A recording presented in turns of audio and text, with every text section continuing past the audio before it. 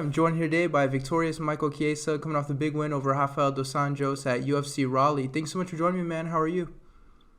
Doing good, man. How about yourself? I'm doing well, man. Thank you for asking. First of all, off the top, I want to ask you a question I've been curious about. I think I've heard your last name being pronounced 15 different ways. Every reporter sort of has their way. I pronounced it. Maybe it's wrong. What's the official way to say your name? What's the correct way to pronounce it?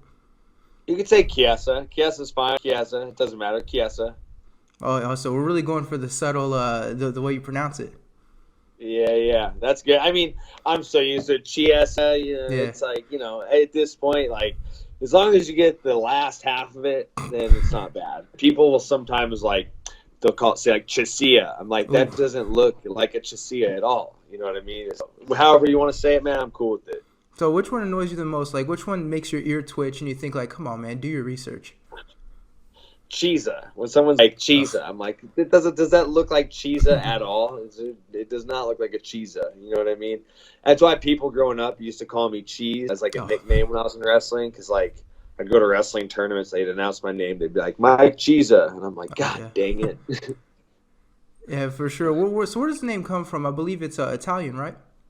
Yeah, it means church in Italian. So if you ever go to Italy, you'll see my name all over every church and whatnot. So I always say it like as a joke. I'm like, be careful if you're talking shit about me and you start throwing my last name around because you're talking about the house of the Lord. Oh wow.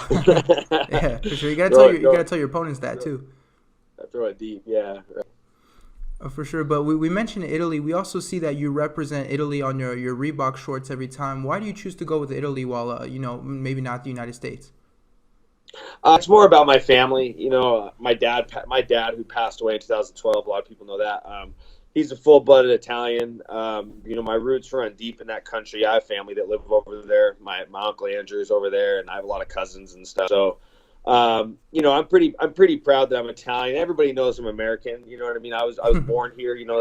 I have a U.S. passport and all that. But that doesn't mean I can't represent for the Italians as well. And it's got a lot to do with my late great Mark Chiesa. You know what I mean? So that's the big motivating factor, is to represent Italy for my dad. Right. So it's something that has a lot of meaning for you when you wear it. It's not just because it looks cooler, the green and red. No, not at all. It's strictly for the family. You know what I mean? Doing it for the family. And I always like to take pictures after the fight with Mike, who does the photography for the UFC. I always do kind of like the American flag in one hand, the Italian Yeah. flag in the other. I'm proud to be an Italian American. For sure, and so this fight just took place in at UFC Raleigh, North Carolina. I grew up about an hour away from Raleigh, which means I get to grill you about Raleigh, North Carolina, a little bit. First things first, did you get to visit anything in Raleigh, or was it just strictly for the fight? I went to NC State wrestling room and went to a wrestling match there as well. That's about it. You know what I mean? But that was cool enough for me. You know what I mean? It was cool to. That's like my new favorite wrestling team is now NC State. I'm part of the Wolfpack. There we go. When Nick Gwizdowski said that to me, he's like, "Hey, you're part of the Wolfpack now." I was like, "Oh, damn! I finally made it on the college wrestling team." Right. But it was cool to go over there and check it out, and especially when you're leading into a big fight, and to be around some high level athletes like Gwiz and Mike Machiavello, who both those guys are NCAA champions in wrestling. Gwiz was actually a two-time NCAA champ. But it's cool going into a fight week, getting to be around those guys and watch them train a little bit.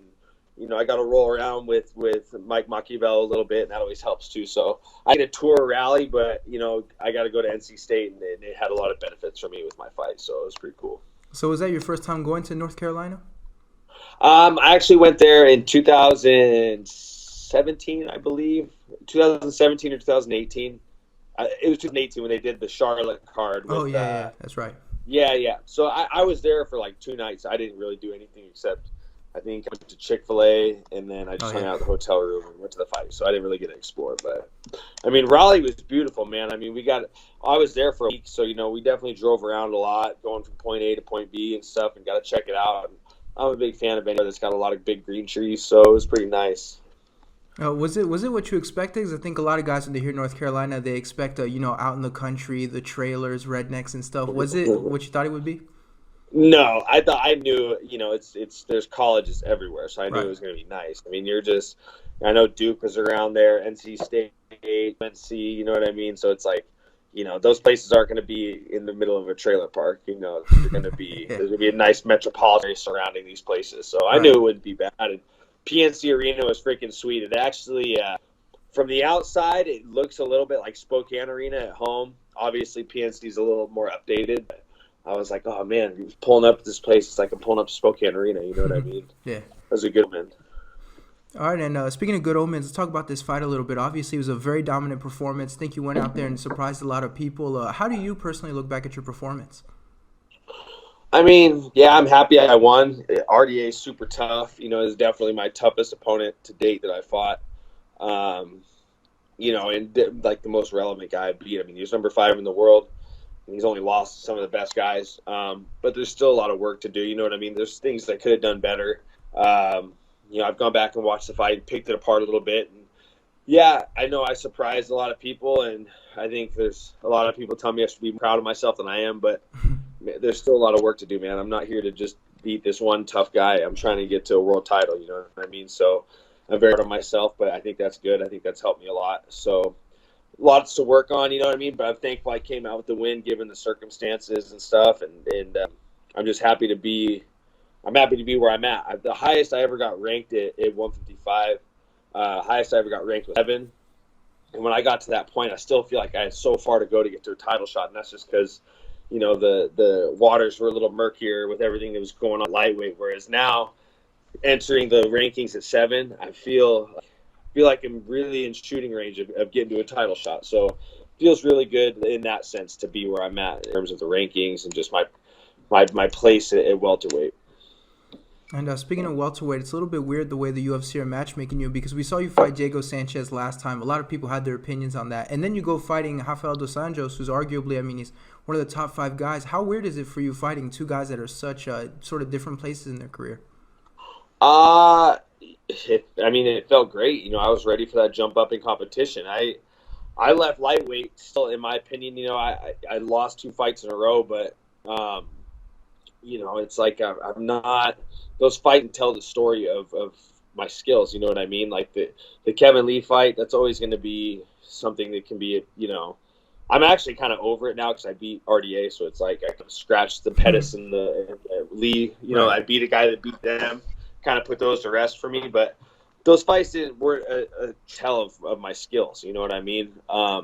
So it felt good to get a fight a guy like RDA. Like those fights to me, I know everybody's entitled to their opinion when you watch somebody fight. But me, myself, I'm very honest with myself. I know that those fights were a testament to my skills. So I was excited. Like, the Condit fight was a mentally tough one, coming off 2 losses, new division, and a guy that, I look up to a lot.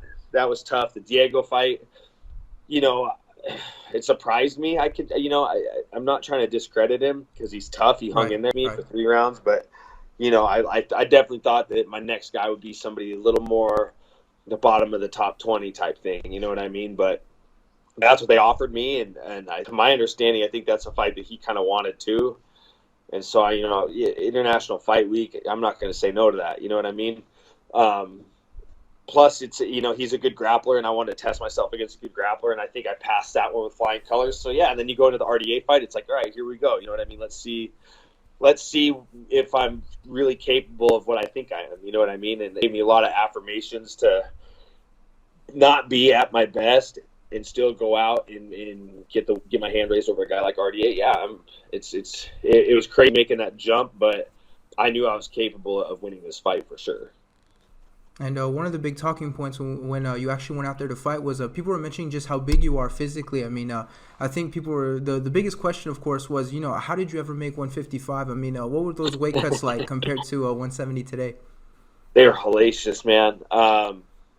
They were crazy. You know what I mean? And to make it work, I really had to it was like a give or take. It was like, for me being a grappler and wanting to get submissions and that being my style, I think it's really important to lift weights and focus on getting stronger and faster and more physical and being a better athlete. So if I still stayed on the weights, it made the weight cuts harder. But, the first time, the easiest cut I ever had for 155 was for Kevin Lee.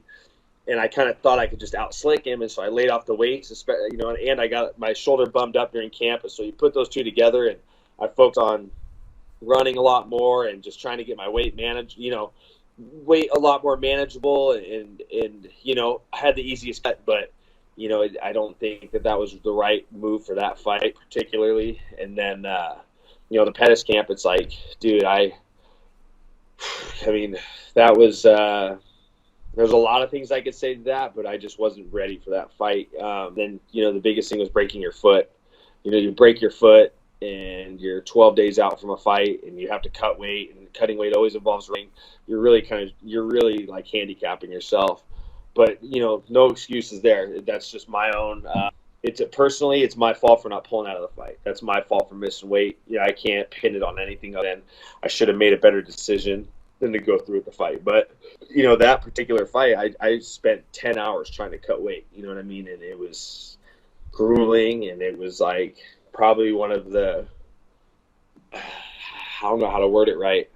I just couldn't believe that I was like putting myself through it. You know what I mean? I'm like, what's it worth at this point? You know what I mean? And I'm glad it's done and over with. And I'm glad I made this. I'm glad that all these bad things happened. You know what I mean? To get me to make this decision to go up to 170, because now I'm like, this is how fighting should be. Fighting weight is so minuscule to me now; it means nothing. And I'm still a big.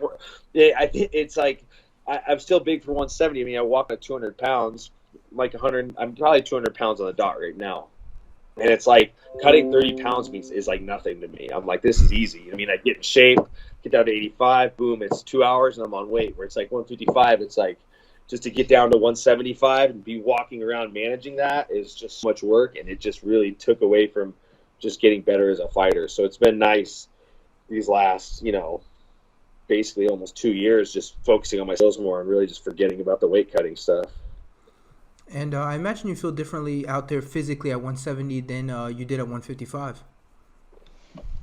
Mentally, I just feel better because I'm not fighting in that fog. I mean, Anthony Smith said it best. He talked about when he used to fight at 185 and how you get out there when it's time to compete, and you're still in such a mental fog when you cut a lot of weight. You know what I mean? I think the science behind it too is, I think that your brain is one of the last parts of your body to rehydrate. You know what I mean? It all kind of starts from your core and kind of spreads out. You know what I mean? And fighting at 55, those last few fights, I really just couldn't have a clear mind. You know what I mean? You don't want to be thinking when you're fighting, but you want your mind and your body to be in sync with each other to where you can make decisions in fights and you can have your brain consciously picking up on things. You know what I mean? And when I was fighting at 55, I didn't have that ability. I was just like, all right, let's just put the pedal to the floor and see what happens. You know what I mean? And just kind of, if you're ever driving down a straight, foggy road, don't hit the brakes, man.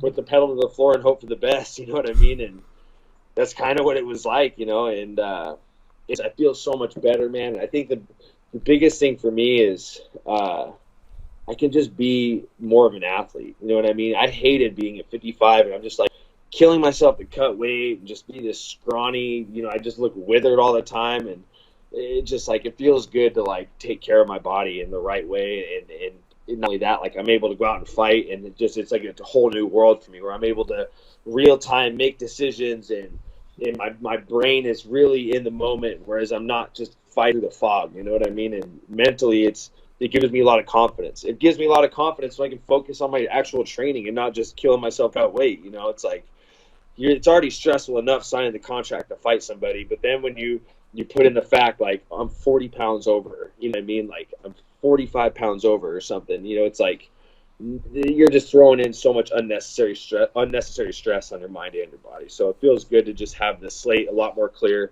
Let's focus on the task at hand and make better decisions when I'm actually competing. And I believe after the fight you mentioned you wanted Colby Covington next. Why Colby specifically? Well, I think Colby's the best guy, and you got to look at there's a lot of moving parts, so you look at the availability, who's got fights and who doesn't. And I look at Colby. I don't care about the antics and who he is that everybody perceives him to be. I think he's a damn good fighter. He's really good, and I don't really have a bad thing to say about him. You know what I mean? I just look at him as like, he's the best guy. He's available, and that's the shortest path to the title. If anybody was to come in and fight Colby Covington right now and beat him, I'm pretty sure they would get a title shot. You know what I mean? Whereas, Now it's like I got to go through the other guys. You know what I mean? I got to probably string 2 or 3 fights together. Hopefully only 2, but he's the toughest guy and it's the toughest path. But I'd rather fight one really really tough fight to get to a title fight than fight 2.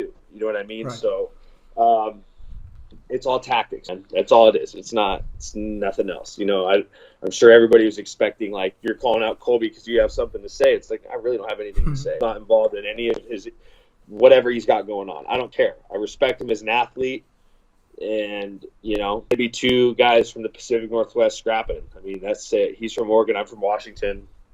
Like what? Be a good fight. But one thing I think a lot of people are very curious about is that you mentioned the antics, and he likes to push people's buttons and everything, and we saw how the beef was with you and Kevin Lee. Are you worried about that at all with Colby, that he sort of knows what to go for in order to push your buttons?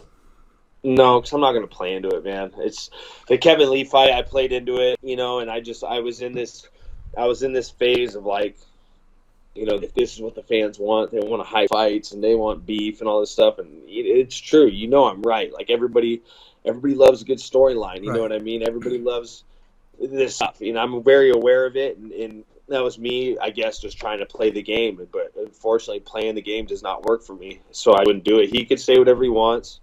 I'm just going to take it with a grain of salt. You know what I mean? I'm not into it anymore. Mental warfare is nothing to me. It's all about fight. So he could say whatever he wants. I'm going to say it's the same thing. I respect him as an athlete, and I'm going to beat him. You know what I mean? But other than that, I'm not going to go out there and I'll tell you what, the fight's a coin toss, but if it came to a verbal piston match, he'd beat me. So it's like, why even try? And so you mentioned Colby next, which is a great stylistic matchup, and I believe a lot of people agree would be a great fight. But which leads me to one last question for you: when do you think we'll see you out there in the cage again? It's tough to say. I said July. It gives me a lot of time. There's some things I need to play catch up on around here. You know what I mean? Spend actually a lot more time preparing for RDA than I do for a lot of these fights. But it went good. You know what I mean? So. I like a 12-week camp. I'm a little more like Justin Gaethje in the sense like I like long preparation. You know what I mean? There's a lot of I don't just I put a lot of work into this. You know what I mean? And given that I need that much notice, July could work. I got to let my nose heal. I re-broke it in the fight. Right. So I got to let that heal. Let some other injuries mend up. But yeah, I mean, could be back in July. Could be later in the year, who knows? But I'm going to get back in there this year for sure. If my body health bearing and if the time frame's right, maybe even 2. You know what I mean? But I'm not looking too far ahead. I'm just focused on getting one more fight in this year and cracking the top 5 and working my way up into a title shot. All right. Well, thank you so much for the time, man. I really appreciate it. Congratulations on the victory, and hopefully we see you out there later on against Colby Covington. Sounds good. Tell Bader I said what up.